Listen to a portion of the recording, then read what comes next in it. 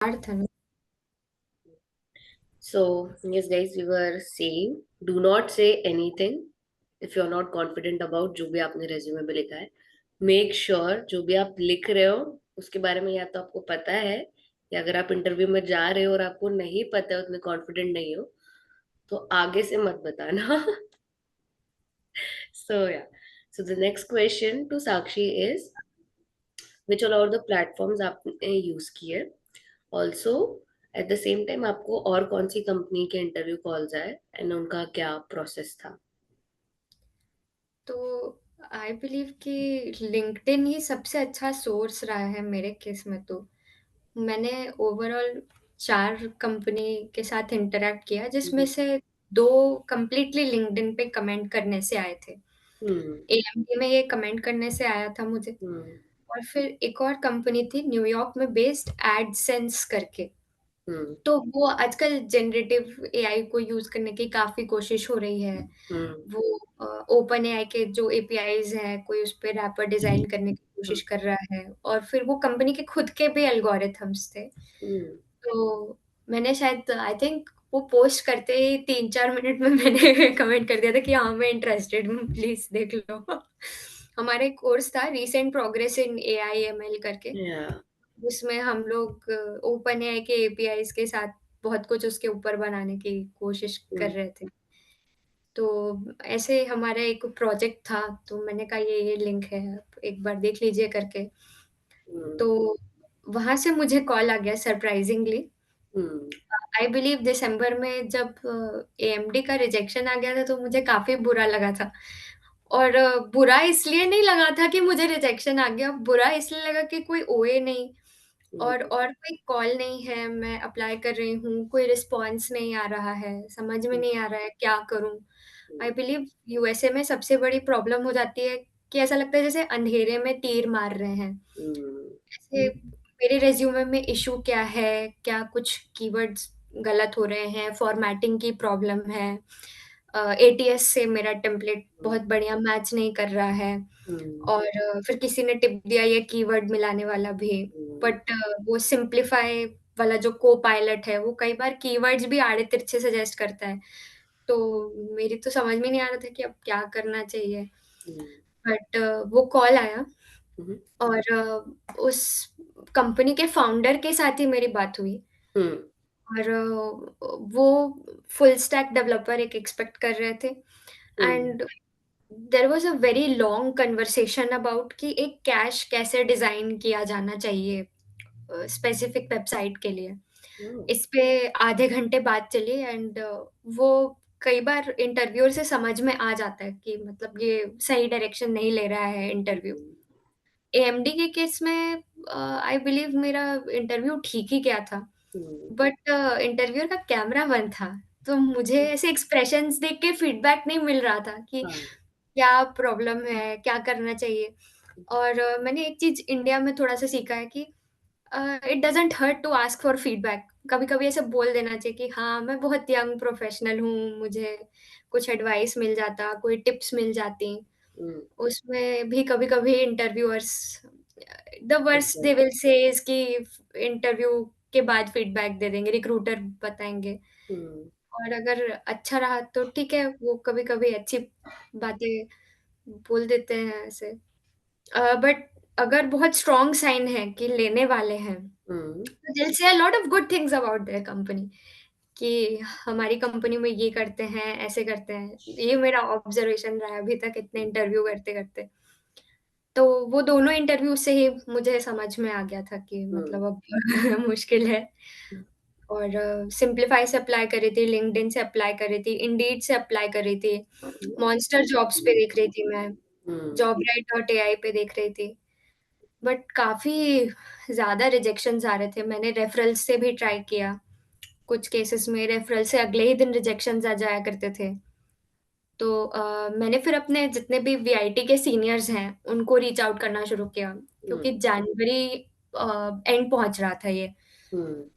मैंने बोला कि एक बार आप मेरा रिज़्यूमे देख के मुझे बता दो क्या इश्यू है हम्म. या फिर आपकी कंपनी में कुछ अगर है, तो हम्म. उसमें से मेरे एक सीनियर थे हम्म. अ, जो कि एक स्टार्टअप में इंटर्न कर चुके थे।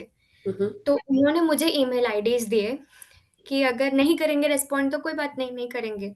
एक स्टार्टअप है बॉस्टन में, हम्म। तो उन लोगों ने मेरे 3 राउंड्स लिए। हम्म। अ, बिहेवियरल, टेक्निकल मिक्स ही थे। पहला राउंड तो इंट्रोडक्टरी ही था। हम्म। दूसरे में उनका प्रोसेस थोड़ा-सा अलग था, वो टेक होम असाइनमेंट जैसा था, बहुत बड़ा वर्ड डॉक्यूमेंट था, उसमें बहुत सारे टेक्निकल क्वेश्चन्स थे और वो 4 एरियाज़ देख रहे थे, डेटा इंजीनियरिंग, डेवऑप्स और फिर जनरल सॉफ्टवेयर इंजीनियरिंग प्रिंसिपल्स और थोड़ा बहुत डीबीएमएस, नेटवर्क्स ये सब के क्वेश्चन्स मिक्स करके दिए थे। जहाँ तक मैंने जनरल एरियाज़ देखे हैं, अगर कोई बहुत बड़ी प्रोडक्ट कंपनी होती है, तो उनके स्टार्टिंग राउंड्स ही लीड कोड होते हैं। Hmm. LeetCode medium, in most of the cases जितना मैंने देखा है, ग्राफ्स तक कोई नहीं पूछता है। लोग यूजुअली ट्रीज़ तक के जेनेरिक क्वेश्चंस पूछते हैं। लीड कोड में वो जो साइड में कंपनी क्वेश्चन होता है, हम्म। कंपनी सेक्शन होता है, जब भी मैंने गोल्डमैन सैक्स से भी एक बार इंटरव्यू किया है, हम्म। तो वो स्पेसिफिक में से वो वाटर ट्रैपिंग वाला प्रॉब्लम था। आया था वो फिर क्वेश्चन। हाँ, वो सवाल पूछे गए थे, तो आई बिलीव वो बहुत हेल्प करता है। हम्म। डायनामिक प्रोग्रामिंग आजकल ओए में पूछा जाने लग गया है, हम्म। बट मैंने इंडिया में ये स्पेसिफिक ट्रेंड नहीं देखा था। हम्म। ग्राफ्स यूएस में मैंने ओएस में बहुत देखा है। हम्म। इंडिया में ओए में मैंने जनरली ग्राफ्स तक नहीं देखा था। अ, एसडी2 के लिए एक बार मुझे ट्राइज़ पूछा गया था, hmm. But that was just one instance of it. तो मतलब कॉम्प्लेक्सिटी वैरी करती है। सबसे बड़ा एडवाइस जो मुझे अपने सीनियर्स से मिला है या अगर मैं किसी और को भी बोलूँगी तो बहुत बढ़िया से लीड कोड करो प्लीज़। कोर्स में पढ़ाई करनी चाहिए, बिल्कुल करनी चाहिए, जितना सीखना है अच्छे से सीखना है, लेकिन लीड कोड करना बहुत ज़्यादा ज़रूरी है। अभी कर रहे हो कि नहीं आप? अभी तो कम हो चुका है और मेरा एक ब्लॉक भी बन चुका है। वो मेरा एक हम्म। इश्यू भी है प्रॉब्लम अप्रोच करने का कि मेरा प्रॉब्लम पहले से देखा हुआ रहेगा, हम्म। तभी हो पाएगा। और वो जो एक सर्टेन प्रॉब्लम्स के अराउंड मेरे लिए मेंटल ब्लॉक बन चुका है, वो हटाना मेरे लिए बहुत मुश्किल हो रहा है, हम्म। कंसेप्चुअली सोचना। तो मतलब वो मैं सेम ही टाइप के प्रॉब्लम्स बार-बार, बार-बार किए जा हम्म। रही हूँ, जो कि हेल्दी नहीं And है। like it's वो ये video it's like one of the most informative, मतलब इतना डिटेल में not even my peers have explain me, देखो ये राउंड होते हैं, ऐसा ऐसा होता है, नहीं, everyone will tell you the, मतलब एकदम ऊपर से एकदम अपर लेयर बताएंगे, but you know, thanks to you again कि बहुत डिटेल में बताया। तो माय नेक्स्ट क्वेश्चन इज कि कॉमवर्ल्ड का क्या प्रोसेस था, and did you got the Comworld offer through referral, and नहीं तो हुँ। फिर लिंक्डइन के थ्रू ही मिला था, ओवरऑल प्रोसेस ऑफ कॉमवर्ल्ड? तो कॉमवर्ल्ड के केस में I was actually very surprised. 2019 में एक्चुअली मेरा फर्स्ट एक्सपीरियंस रहा है कॉमवर्ल्ड के साथ। वो ऑन कैंपस हायरिंग करने के लिए आए थे हम्म। और वो पहला स्क्रीनिंग असेसमेंट होता ही है ना, मैंने बहुत स्मार्टली कहा था कि मैं सी प्लस प्लस कर सकती हूँ और उन्होंने उस समय मुझसे मेरे लेवल के लिए तो वो टफ क्वेश्चन्स थे, पॉइंटर्स थे, उसमें ट्रीज़ थे, हम्म। हमसे बिट मैनिपुलेशन पूछा गया था and I was very bad at it.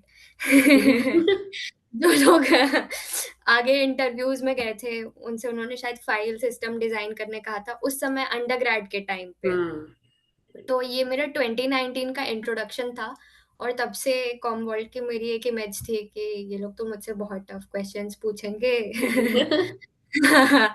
And it it was very funny, मुझे मालूम नहीं था कि ओपनिंग्स हैं, फ्रैंकली। मुझे रिक्रूटर का मैसेज आया था लिंक्डइन पर कि ये ऐसी-ऐसी ओपनिंग है, तुम्हें अप्लाई करना चाहिए करके। मैंने अप्लाई किया, मुझे ओए आया, उसमें 4 लीड कोड मीडियम प्रॉब्लम्स थे। थैंकफुली वो मेरे पहले के किए हुए थे। मेरा 2 साल पीछे का किया हुआ लीड कोड बहुत काम आया मेरे लिए उस वक़्त। और बस यही आगे के और थोड़े वैसे ही इंटरव्यूज़ थे वन ऑन वन और फिर मुझे ये ऑफ़र काफ़ी रिजेक्शंस के बाद मिला, तो मैं तो बट बहुत खुश थी। At least you got it. I mean, इतने rejections now also, like I too get the rejection mails अभी भी अभी भी कभी कभी मेल में आ जाते हैं, sorry this position is filled, so rejections will be a part of your life.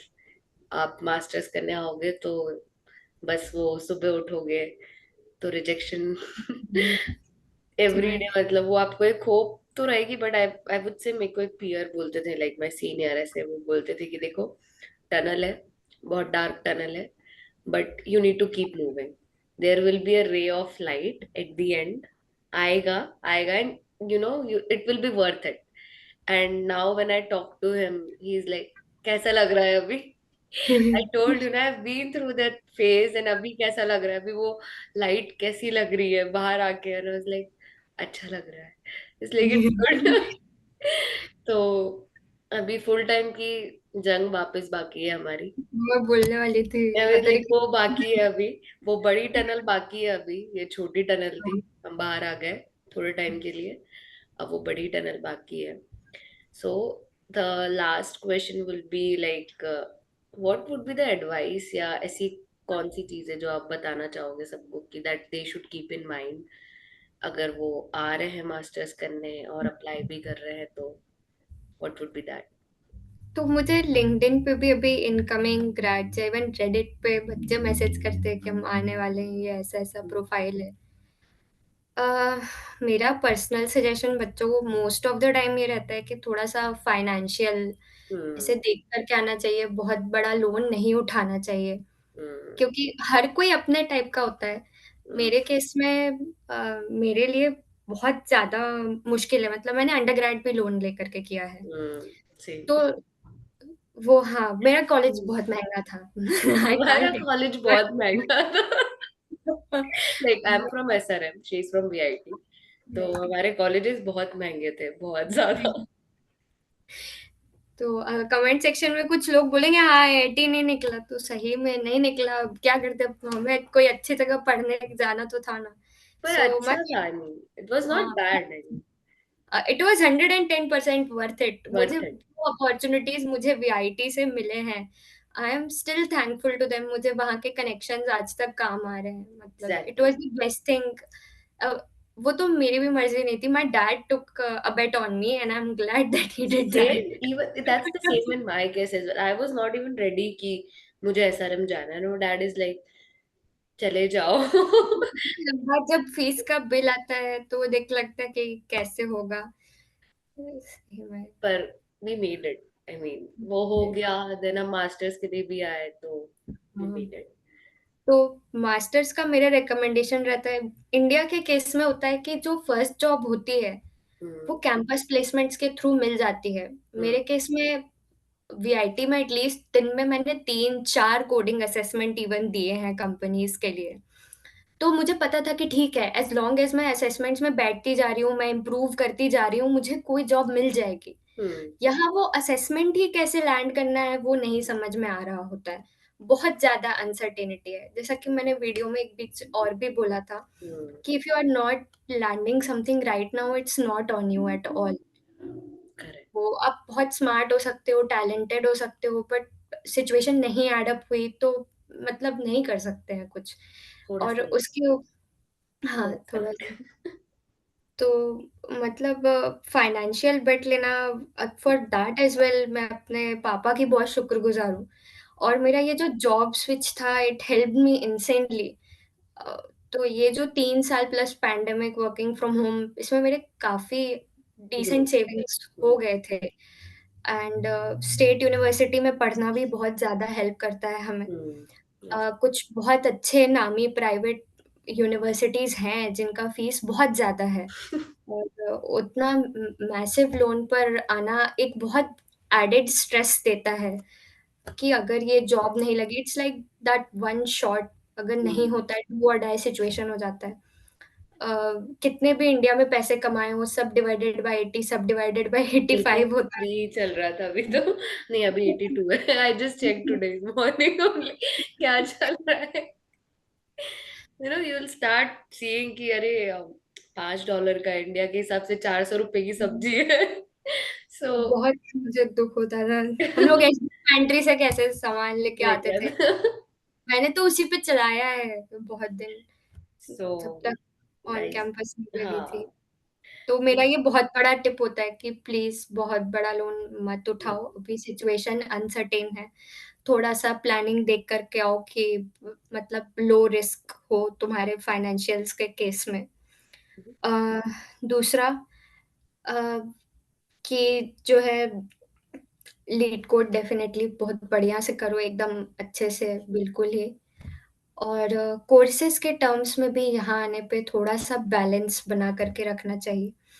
क्योंकि मतलब सीनियर से थोड़ा-सा फीडबैक मिल जाता है कि कौन से कोर्सेज़ कितने इंटेंसिव रहेंगे। हम्म। पिछले सेमेस्टर ही मेरे पास 2 इंटेंसिव कोर्सेज़ थे।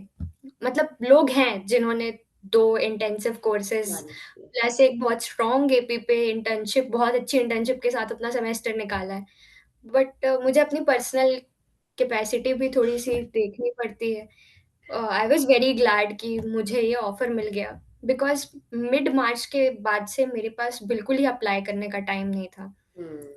और मुझे लगता है काफ़ी लोगों की उस टाइम फ्रेम में भी इंटर्नशिप लगी है, जो हाँ, मेजॉरिटी ऑफ़र्स आए हैं असल में वो उसी टाइम पर एमपी आए हैं। लगे हैं।